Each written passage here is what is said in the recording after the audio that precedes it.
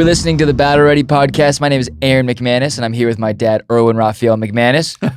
Glad to be back. It's good to have you back. Yep. You were back from Hawaii. I was in Hawaii for a few days. So my question is, how can you be in Hawaii for a week and not have a sunburn? So here's the thing. I only was in the water for a few days because then the waves got so big. But you were surfing. Well, I was attempting. I'm not a surfer. It's like fishing. If you're attempting, it still counts. Yeah, but I guess so. You're paddling. I was paddling. Well, I mean, you're wearing Pagan Construction Surf Department. So. Yes, I was. By the way, I love the hat. Thank you. It's new. It's not unreleased. So you guys surfed during the week? Yes. And so I was in Hawaii. I surfed. I'm not really a surfer. The waves were too big. 20-foot waves? Yeah. I wasn't in the water at that point. I was in the water when the waves were little Mini Coopers. And then it went into full-scale school buses. Like, right. I'm not kidding. You could fit a school bus in some of these waves. That's unbelievable. Yeah, nah. So while you're I'll enjoy my life. In Hawaii. Yes. Russia invades Ukraine. Yes. And what begins as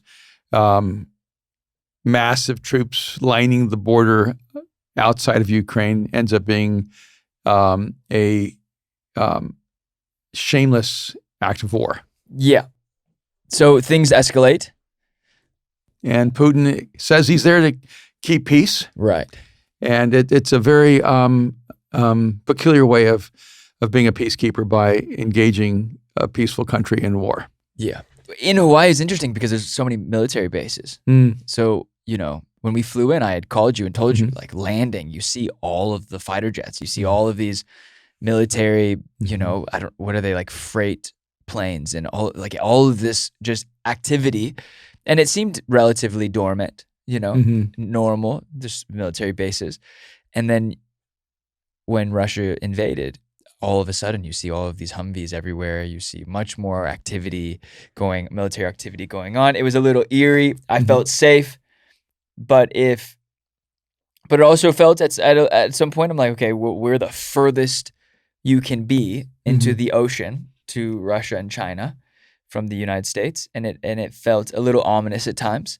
But there's a lot going on. Yeah. FIFA hit Russia with a huge ban. Men and women's and clubs teams cannot participate in the World Cup this year. And also the EU.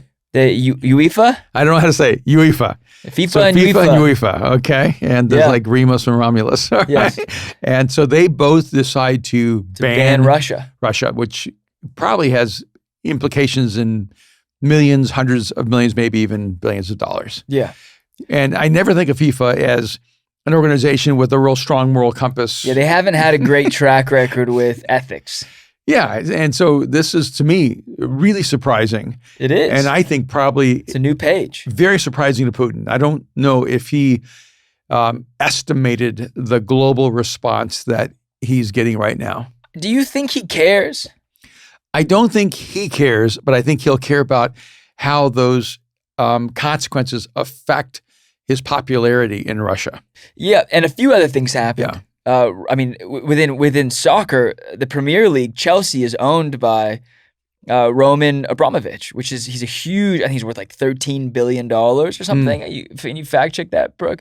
I think he's owned the team for 20 years, but he's young though. He looks great. I think he's in his 50s, so he's owned it for a while. Okay.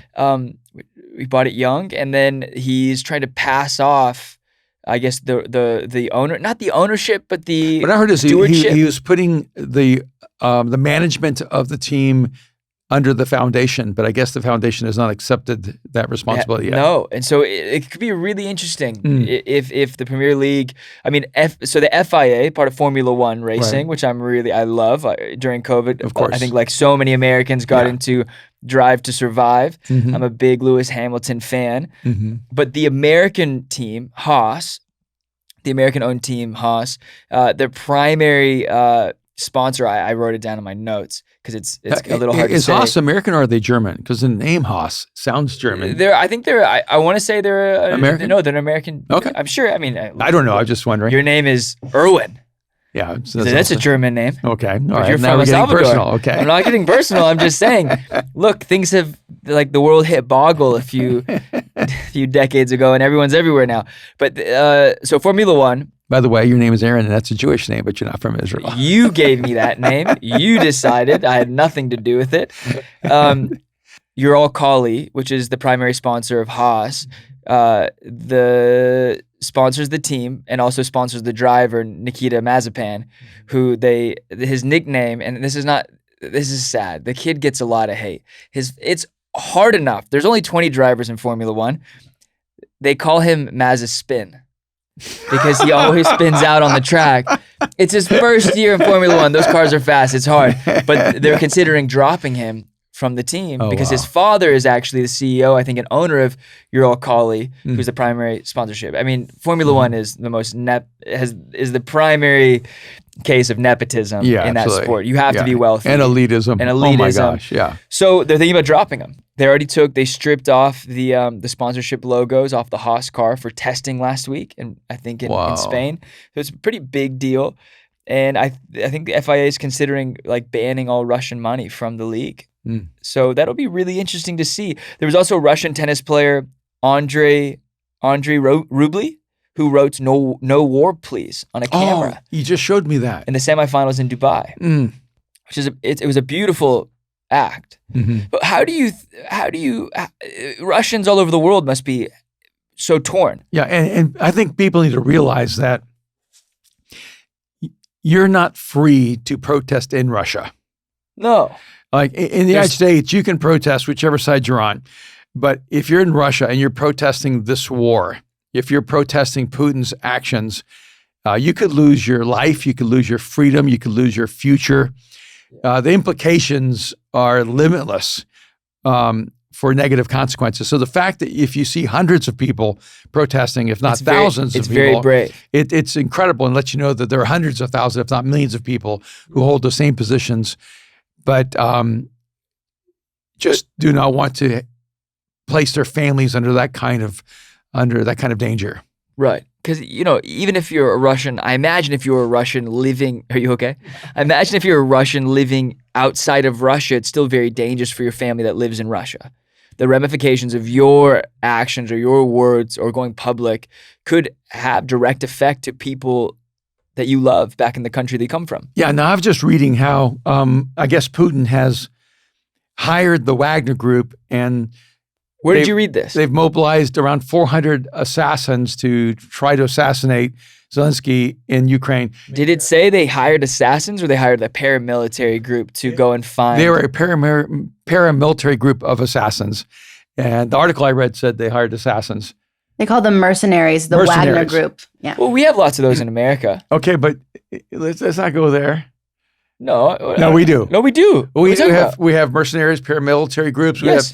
Yes. And you're saying they're assassins because you're saying they have direct intent to kill the president. What does it say, Brooke? They're sent to hunt and kill Ukraine's president. Who's posting this? Is it on Business Twitter? Insider. Jack Dorsey tweeted this? No, it's on Business Insider. All right. So if mercenaries have been hired to go assassinate the president of Ukraine, I think I'm within my linguistic rights to call them assassins.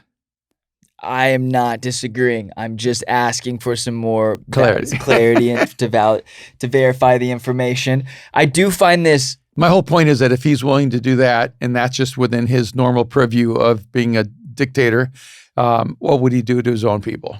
Can I bring some things up? Sure. Do you feel that it's fair for people to be punished, the Russian people globally to be punished for what Putin is doing in Russia? Absolutely not. Ukraine? You think it's unfair? I think it's unfair for Russian people around the world to be punished unless they are receiving economic benefit from the Russian government. If you are gaining your wealth in relationship to the Russian government, then I think sanctions are fair. Okay. But if you're a Russian citizen even who's living in another country and you're making a living as a doctor or as a restaurateur or whatever it may be, I think those people should be treated with the same level of dignity and respect you would treat anyone else in the world. Because for me, I think it's complicated because even this kid in Formula One, Nikita Mazepin, like it makes me feel sad for him because obviously like he got the driver's spot because his dad sponsored the team, but there's a lot of money in Formula One and there's a lot of big businesses that sponsor because it's a big platform globally. Do I want him racing for Haas? I don't care. Right. But it does make me sad that his chances will be hurt because they're stripping away their ability to sponsor. Right.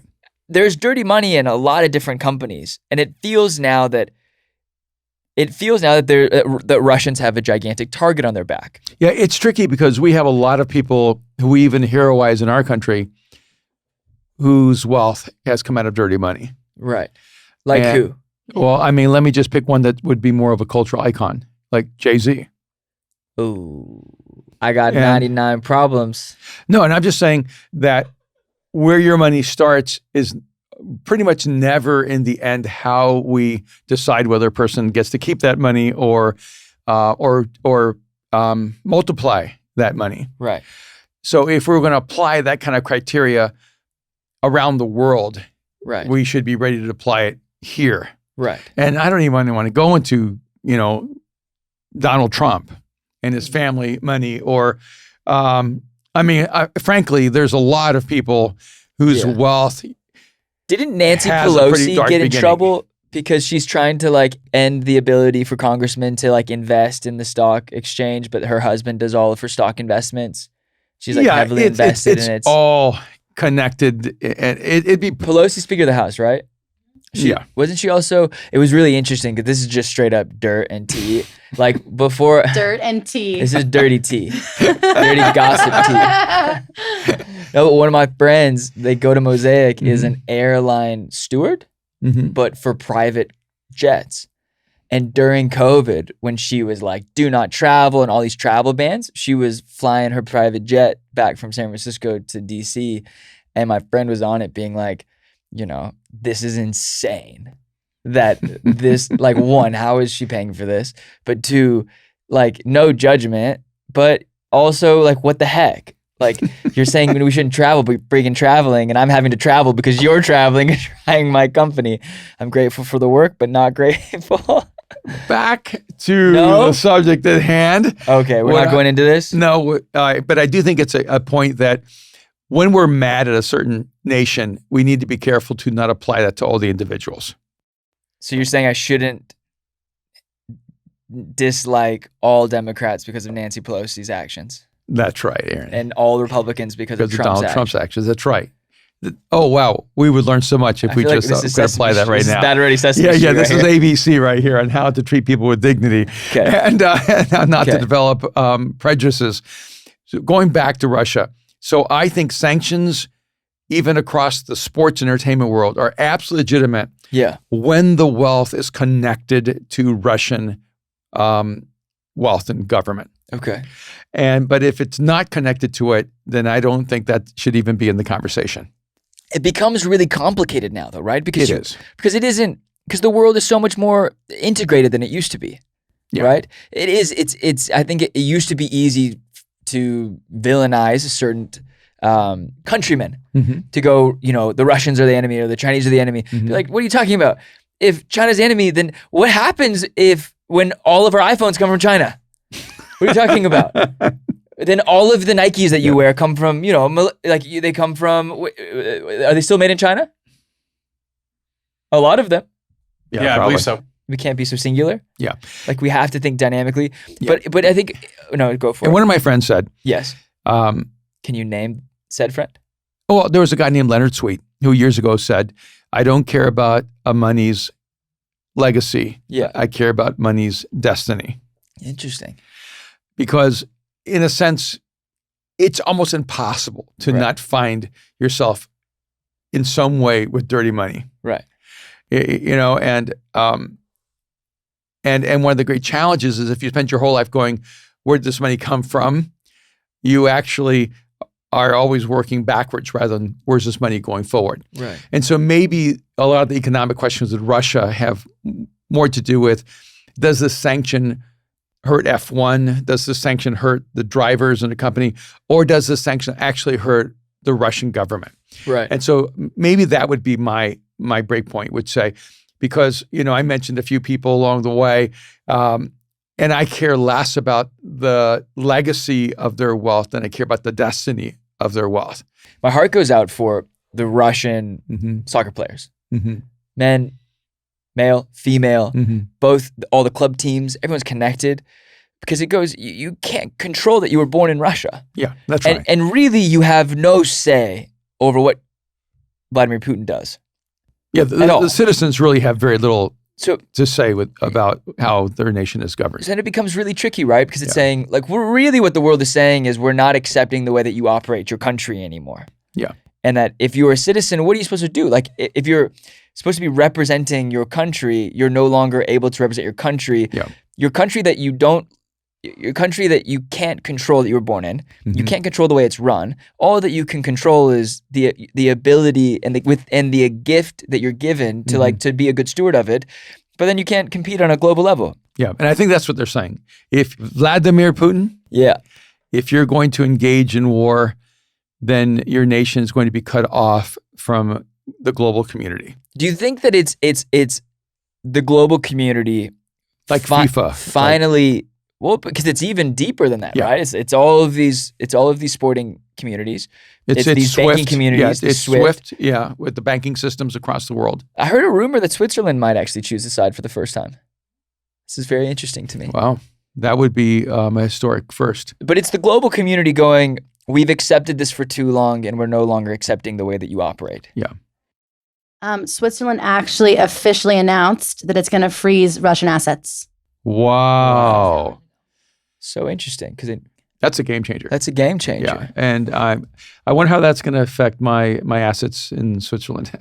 Well, you're not Russian, and you don't have enough money to have it in Switzerland. And I don't have any money in Switzerland, so I just thought I'd try to big time it. I think you're okay. I think you're okay. All right, so here we are, and so there's what a dynamic moment you have.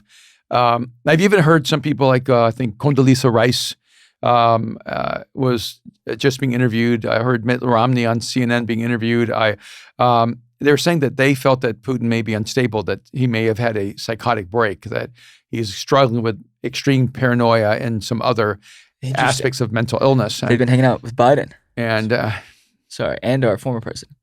Yeah, they've been in the steam room too long. and I'm sorry. And so there's been some concerns there because he has nuclear arsenals available to him.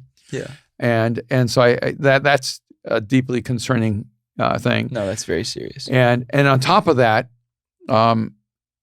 this feels like an irrational war. It feels like Hitler when he was attacking Russia and overextending his troops and not factoring in the winter that would destroy his military power.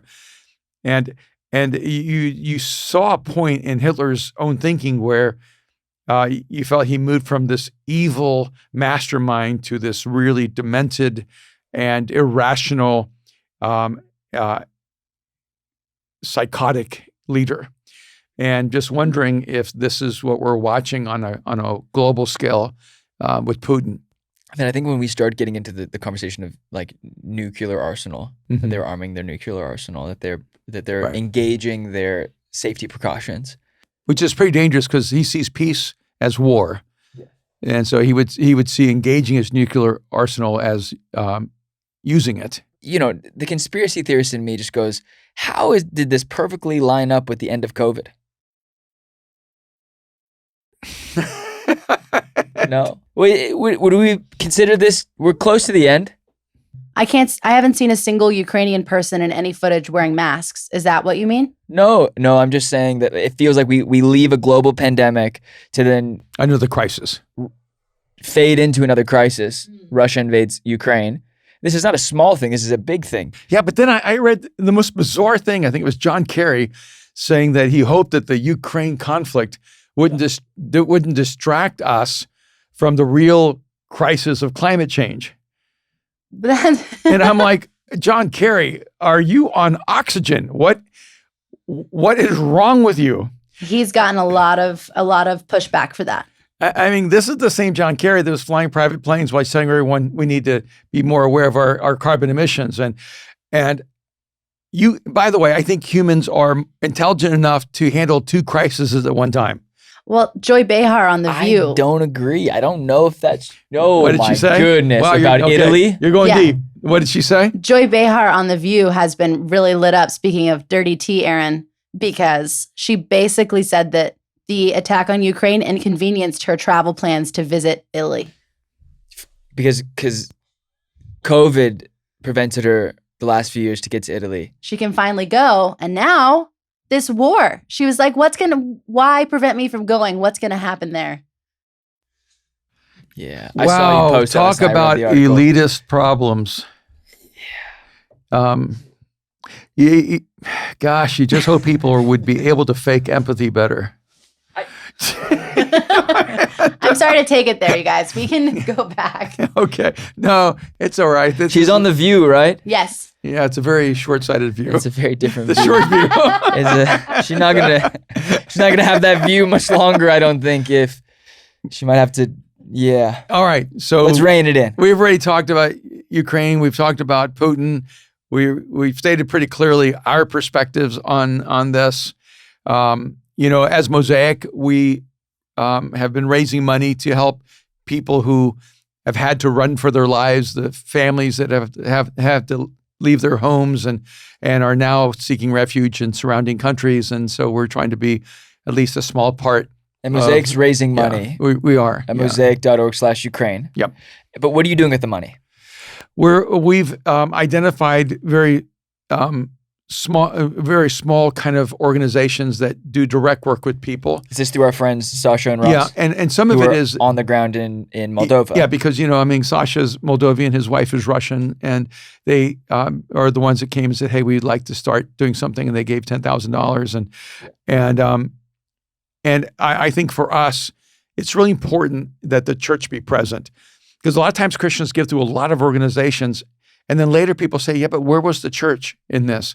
And the church was everywhere. They just didn't know we were working through United Way. They didn't know we were working through the Red Cross. They didn't know we were working through all these organizations. So I think it's also important for us as followers of Jesus and as the church to be present and to alleviate human suffering so people know that God sees them and so that we're there for them. Giving money to help shelter refugees. Yes, food and shelter, just basic stuff right now. This is just short-term survival needs, helping people deal with the tragedy of this moment. That's incredible. It's a very interesting scene to watch play out, right? Mm-hmm. Because it's the first time, I think, in history, or really one of the first times in history where you're watching this on TikTok and on Instagram Live, and you're watching real people post videos in real time, and the world is watching, and the world is responding, and the world is dissatisfied with the behavior. And I think this is bringing to look at the goodness in the darkness. To go I think this is bringing the world closer together. That people are going, Russians do not hate Ukrainians. No. The Russian people do not hate the Ukrainian people. Right. And that we have to, I said in the last podcast, I'm embarrassed of all the things that I ranted in the last podcast, but I did say burn the yachts. I said, set the yachts on fire and see how quickly things start to change. And it's crazy that within 4 to 5 days, that's what they did. I mean, that is what F1's doing, what FIFA's doing, they're taking the money away. UEFA is doing. They're basically burning the yachts. And just a side note, I've been working through this concept for a few months, and I'm making kind of a hard right turn here, but it's still connected. About the power of story and the stories that we tell ourselves. And you spoke on that yesterday. And so I spoke on it this past week, and I just started laying out different stories that we tell ourselves, that we find ourselves living within. And I thought it was amazing that, and I'm not even sure if I know how to say his name right, but it's Volodymyr and who? And the president of Ukraine? Zelensky. Zelensky. Yeah. Let's not go for the full name. We'll never get it. No, give me a second. Yeah, Volodymyr Zelensky. I like the accent, yes. Yeah. Why the accent, though? Because I'm Spanish. Please. I just can imagine your mother saying Vladimir. Volodymyr. His name is Volodymyr Zelensky. And I was so surprised that here is this president who was a comedian who became an actor who did a TV show where he played a regular person who becomes the president of Ukraine with this party that doesn't exist except in the universe of the show. And then I guess with a party that reflects the party that didn't exist on the show, he actually becomes the president of Ukraine. So that how many people write a story that isn't real and become the central character in it, and then it becomes reality, and he's the central character in it. He played the president of Ukraine, and he is now the president of Ukraine. And I saw that in the middle of grappling through this concept of the stories we tell ourselves, and this is almost a perfect metaphor of the power of a story. Yes. That the story that you're telling yourself, the story that isn't real right now, is being written, and you're going to be living that story whether you realize it or not. And a lot of us have internal narratives that are so self-destructive, and I feel like even the pandemic has created a lot of internal narratives. People have been by themselves a lot. People haven't been in healthy community a lot. And what happens in healthy communities, it helps mitigate our own negative voices, our own dark voices. And I think the reason we have so much depression, and the reason we have so much anxiety, and the reason we have so much stress, and the reason we have so much out of control suicide and drug use is that we've been by ourselves telling ourselves the worst stories about ourselves, and we've been trapped inside of them. And so I looked at the scriptures, and one of the things that I've always been fascinated by was the stories in the Bible that the people in the Bible lived within.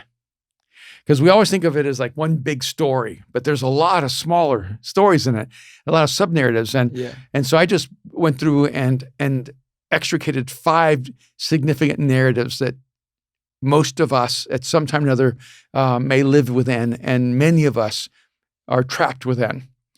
And it was kind of funny because after I was done here in Hollywood talking about the stories we tell ourselves, people were identifying each other by the story that they're in. Yeah. And I did think it was interesting that almost like the first person said, "You're this," instead of like saying, "I'm this." Yeah. I was there. I was sitting there. Yeah. And by the way, one of the results of one of the narratives is that you're a blamer. You're always looking outward at what other people do. Talk about, do you want to talk through the 6 different categories? Sorry, no, I had 5 categories. 5 categories? Yeah. And so I had the victim, I had the martyr, I had the innocent, I had the hero, and then I had the servant. Yeah.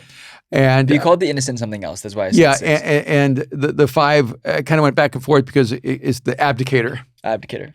Yeah, and that's probably a more descriptive term. I was just trying to think of the psychological narrative inside of a person's head where they always feel like they're innocent of any problem. They're not, they've done nothing wrong. and so I kind of laid those 5 out. Like the victim is the person who always has life happen to them. And I said the great problem with being the victim is that usually you have experienced a trauma that legitimizes your feeling of being a victim. Yeah.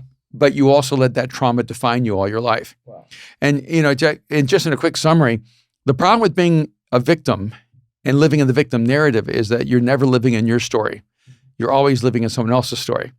Because as long as you're the victim, you're a side note in someone else's story.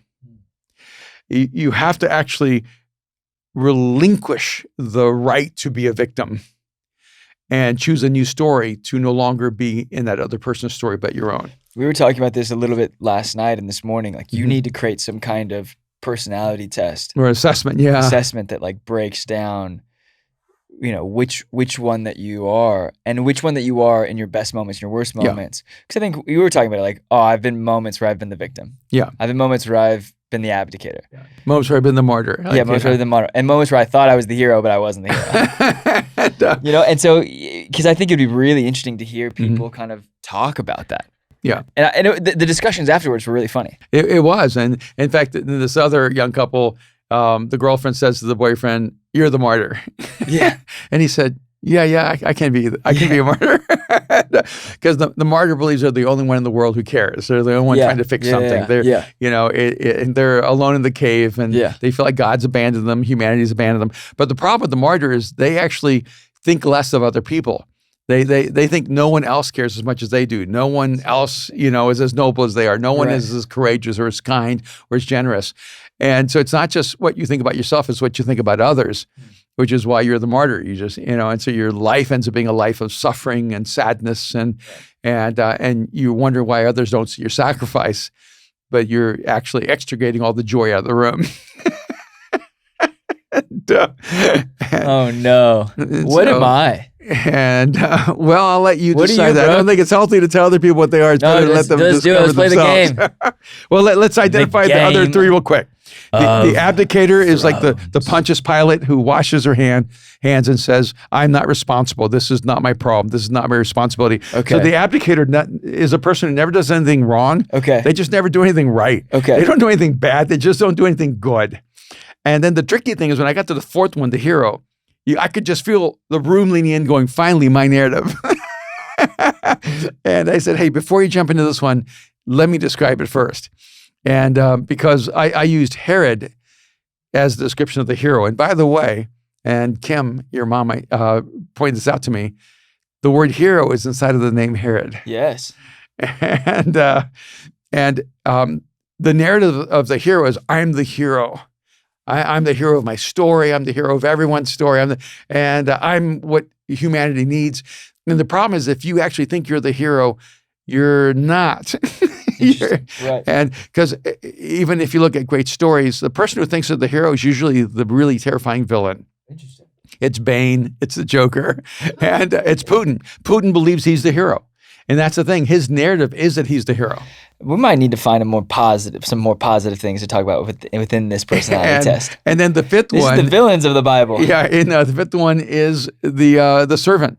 Yes. And the interesting thing about the servant is that's actually the narrative of the person who truly is heroic. And this is Jesus.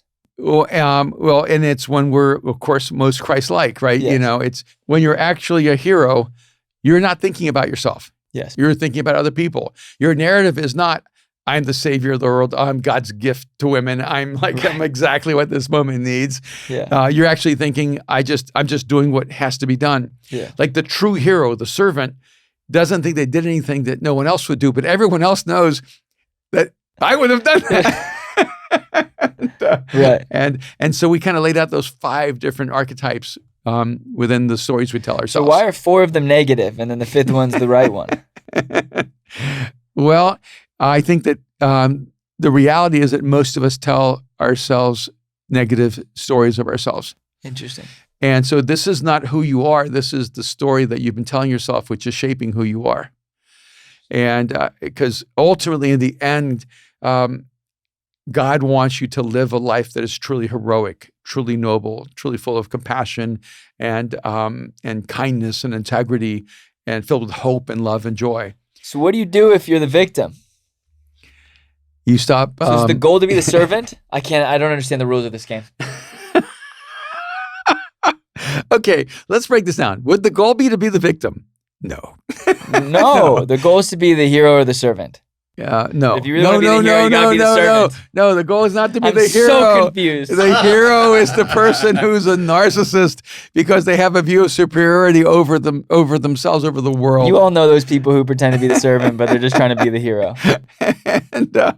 And so it's not that you don't want to be a hero or to live a heroic life. It's that the most dangerous person is the person who doesn't try to do what's right. They think whatever they do is right. Oh, they become the source of truth. Yes. They're the source of goodness. They're the source of all that is honorable and worthy of praise and affection. I like this game kind of. My challenge to you is can you do a positive version of this assessment? I think I'm either the victim or the martyr. Mm-hmm. And in my worst moments, the hero. Yeah, it's true because you never actually are the abdicator. You never wash your hands of things. No, because I always do bad things. And it's so clearly that I was like, you did the wrong thing there. And it's like, yeah, I did. Right, it's not like I never do anything wrong. So let's not say which one we are. Let's say which story we spend more time in. Does that help, Brooke? Yeah. Okay. So, Brooke, if you look It's back like over your life, trying to get the lowest score. which story would you feel like if a story had a magnetic pull for you into the darkness, which story pulls at you the most? Probably the innocent or the abdicator. Yeah. Like when you sent me that DM about the plagiarism issue, but you didn't want to deal with it, so you sent it to me, so I would deal with it. But we'll have a great conversation in an upcoming Battle Ready about why intellectual property. I can't see you smiling, but you're smiling, aren't you? You're smirking. Just letting you know. Just letting you know what's coming up. So you didn't do anything wrong. You just didn't do anything right. Oh my goodness, this took such a turn. Because that's a perfect example. This is awesome. Someone sentenced you. Someone misusing my intellectual property. No, someone using you're saying misusing because you don't like that he said it the way he said it. Yeah. Okay, someone got a 0. And used it as their own. And someone sent it to you. Correct. Yes. Now, if you had not been the abdicator, you would have responded immediately to the person who did it. Oh no, I wouldn't do that. Exactly, because you're the abdicator. But I don't know what you want.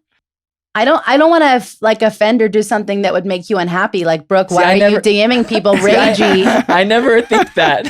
No, you don't have to be ragey, but you could go, oh, this was not right. This person did something that wasn't right, and I should let them know. I feel punished. I'm now the victim. I've switched to a victim mentality. No, but it's interesting, Brooke, because I don't think those thoughts. I go, like, you sent me the message. I listened to it. I was driving to dinner. I was having a nice night. There was no reason for me to step outside of my lane and do it out of what I was doing for that evening to just mess up some people. But I saw your message. I read it. I listened to his message. It was fine. And then I sent him a DM. And I didn't never ask myself, should I? I was like, no, I am. I will do this. Does the hero is like the light side of the hero mentality the protector? No. The servants. This test is dark side of the force. Would be to be a protector. That's when I see Aaron respond to something on your behalf. But you knew what you did. What? You sent it to someone that you knew. I'm not sending y'all anything else. Got it. Nothing else. All right. No, we're just having fun here. I do think this is, okay, the reason 4 of them are negative and one's positive is because my intention of unwrapping these stories is to get people out of the negative stories that they're trapped inside of. I wish we had an overwhelming abundance of hope in the world, but we have more despair and depression. I wish we had an overwhelming amount of optimism, but we don't. We have an overwhelming amount of pessimism, cynicism, and skepticism. I mean, I wish that people did not struggle with having a positive self-regard. I wish that people had a deep sense of value, of esteem, of importance, but most people struggle with a sense of insignificance, with a lack of confidence, with low self-esteem and feeling that they're worthless. And the reason is because when we're the ones writing the stories, it's odd, but we write the wrong stories about ourselves. Interesting. This is the anti-autobiography. And the reason the servant is so important is because it's the narrative that gets you out of the other narratives, which I did not mention this past week. So we're doing a little added. You didn't mention it? I didn't mention that the reason this narrative is so important is because it gets you out of the other ones. I like this thing. I think there should be some more positives on the other things. If I'd had time, I would have walked more well-rounded. I would have walked through what the positive aspect of that narrative, why that person both stays in that narrative, unfortunately, and how that person begins to look when they come out of it. Right. Interesting. Which would be, really, really significant. I think it's fascinating, but it's like this happened where everyone was just kind of making fun of each other and having a really interesting, in-depth And Austin's staying really quiet. because he's trying not to get got right now. Get him. Get Get him. him. So Austin, is there like a narrative that has pulled you more than another? Yeah, probably the martyr. The martyr? Why? Good question. So let me ask you a few questions, so agnostic fun. questions, Right. Austin. Yes, sir. If when you're in the martyr kind of narrative in your life, do you struggle with feeling bitter toward other people for not doing their part? Absolutely. Okay, you are truly a martyr. Because I would say that would be one of the critical dynamics of the person who carries that martyr narrative. Yeah. And do you feel oftentimes unseen, that people don't see how much you're sacrificing? Yeah. Okay. Yeah. And doesn't it help to kind of realize, oh, that's an internal story that you tell yourself? Absolutely. And because you want to make sure you want to move from being the paper to being the pen in a sense, right? You know, when you're the paper, the story's been written on you. And then when you realize, oh no, okay, I am in this story, but I have the power to rewrite this story in a different way. Yeah. And that's really good. I like that. Do you guys have a personal example for Austin maybe that you could draw on? Accuse me as an example. No, I think this is probably helpful for the people listening. Even just thinking about in your own life, would you fall more into the victim or the martyr or the abdicator or the hero? And this is really the worst moments, right? I don't really think you can put the servant in the same box because the servant has no bad things. It's a narrative. It's a story you tell yourself of I'm just where you go. My role in life, my goal in life is to serve people. My purpose in life is to do good. And as you begin to tell yourself that story and live in that story, your life just becomes richer and more full and I think more extraordinary. But I feel like you put them on a round table and really the servant is what we all need to try to become. Yes, it's like— And the other four are the things that we sit in when we're not being the servant. Yeah, these are four narratives I'm trying to transform into the one. Okay, so the four, it really should be, you should be put into four categories. And then how do you strip away or add to become more like the servant? Yeah. It's just you don't agree? Well, no, let's say it like this. You have 5 voices in your head. Yeah. And you have to decide which ones you listen to. Okay. And so all these voices are in your head. And one can become louder and louder based on how much attention you give to it. Right. And so if you give the martyr voice in your head, a louder voice, that becomes a reflection of who you are.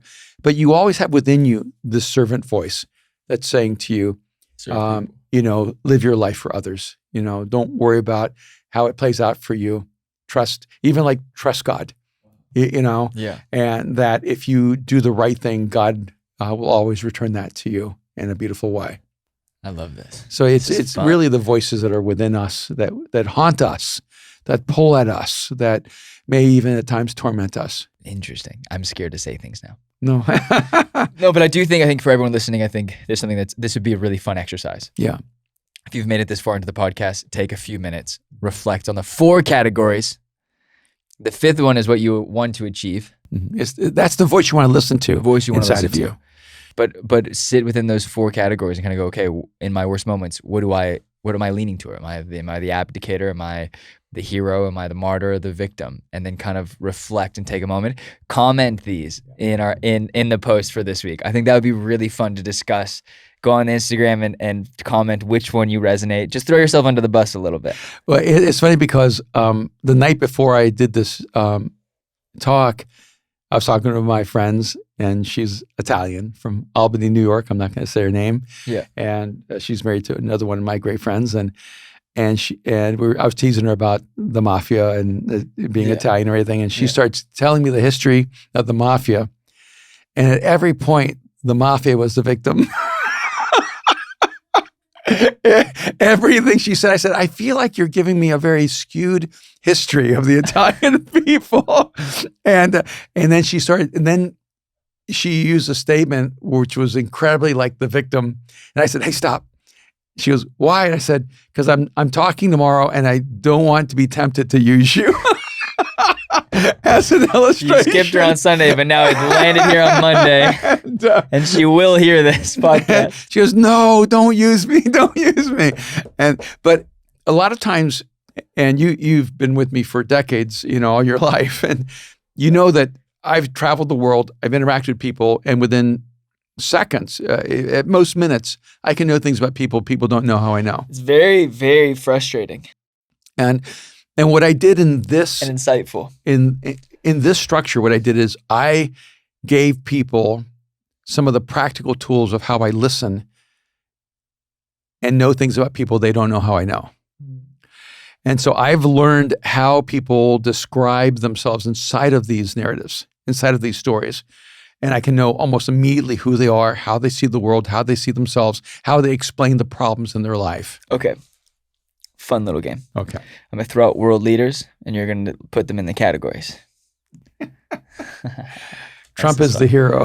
Oh, gosh. He always thinks he's the hero. He thinks he's the hero of every story, so everything he does is right. He can't possibly do the wrong things because he's the hero. Barack Obama. See, I think Barack Obama, whether you agree with his political positions, is more self-actualized and actually, more often than not, used the language of a servant. Interesting. Okay. Yeah. Vladimir Putin. Well, I mean, he's a sociopath. Maybe.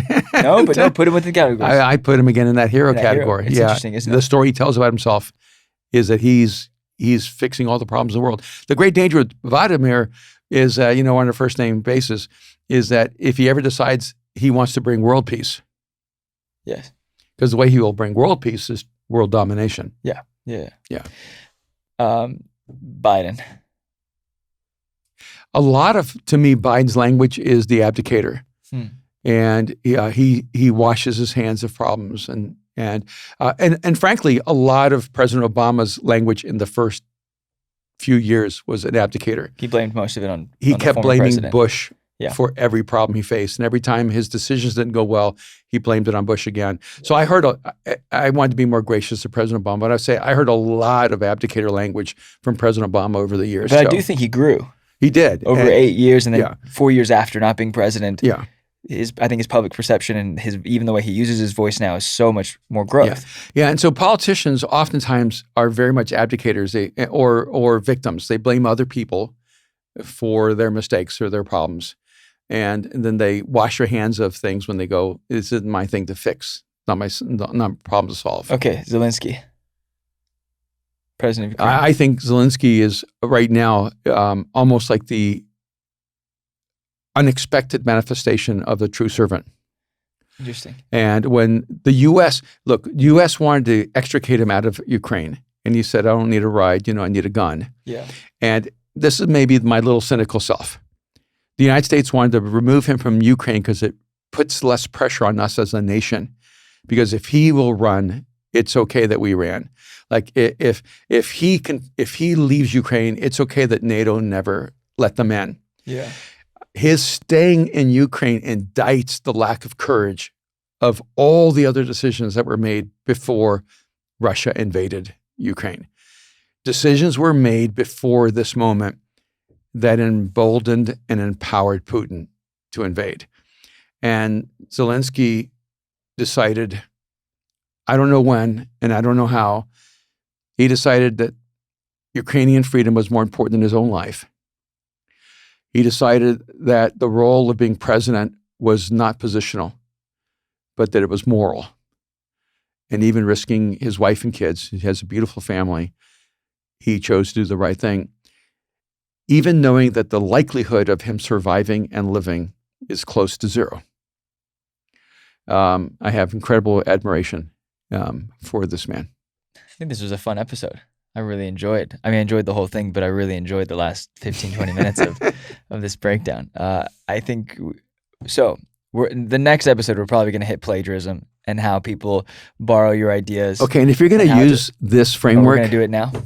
If you're going to use the victim, the martyr, the abdicator, the hero, the servant, could you at least mention that you heard it on Battle Ready? and then it came from over here. I'd be really grateful for that. Okay, but we're going to hit plagiarism on the next episode, I think, and kind of talk about a funny situation that we had this last week. Did we already go into it? We didn't go too into it, right? Not too much. No. No. I'd like to just have a conversation as an artist. Yeah. As a person whose ideas are my contribution to the world. why it matters to me and why it's important to honor and respect intellectual property. Okay, with that said, it's gonna be spicy. I can't wait. Okay, thank you for listening to the Battle Ready podcast. You can rate and review this podcast. Hey, do me a favor, guys, and rate and review this wherever you were listening. If you're on YouTube, hit the thumbs up, hit subscribe, leave a comment. If you're on Apple Podcasts, go and just take a second. It would really mean a lot if you just rated and reviewed this podcast. Give us 5 stars, leave a little comment, what you like, favorite episode. I don't know. It would really be helpful. And on Spotify, you can do the same. And just a little announcement, our Anchor, which is, we host this podcast on Anchor, which is owned by Spotify. It's really a cool platform. But they turned off all of our sponsors, all the people who give to the podcast each week. So there's a couple hundred people that were giving each month to kind of build the podcast. And so what surprised me is I was emailing back and forth to Anchor. They're figuring it out. It was kind of annoying. They wanted to turn on subscriptions. I didn't want to because I wanted to communicate this before we did it. And then they messed it up. And then I was like, okay, you messed it up. Just turn on subscriptions. But we didn't really want to do that through Anchor yet. We were kind of figuring it out. I just want to thank every person who's been bombarding me with emails and DMs being like, what happened? I was giving. I want to keep giving. Thank you guys for giving. Thank you so much. Like, we're just really grateful. It's really special that you're giving to something I don't think we really ever asked for. We just kind of we never throwing it out there, but we're really grateful that you've contributed to this podcast for the last little bit.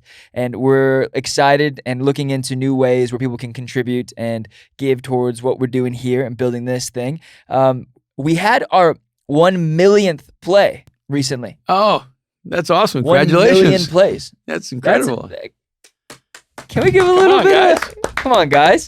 That's exciting. That's so good. And it's been really cool watching this podcast grow over the last few years. So, hey, it's been a joy. I want to thank the men and women in the booth, Brooke Odom Figueroa, for just being an amazing voice in this podcast, and Austin St. John for keeping us alive, connected, so we can see us, listen to us, and enjoy us. And thank you, Dad, for just breaking down your wisdom weekly. I love it. Man, and just again, I want to thank everyone who's ever given and contributed, and we're really grateful. And we do this because we love to do it, and we just love being in your life and in your world. We do. We'd like to, hopefully we add something to it. Yeah. Okay, if you made it to the end, we love you. See you next week. Have a great week.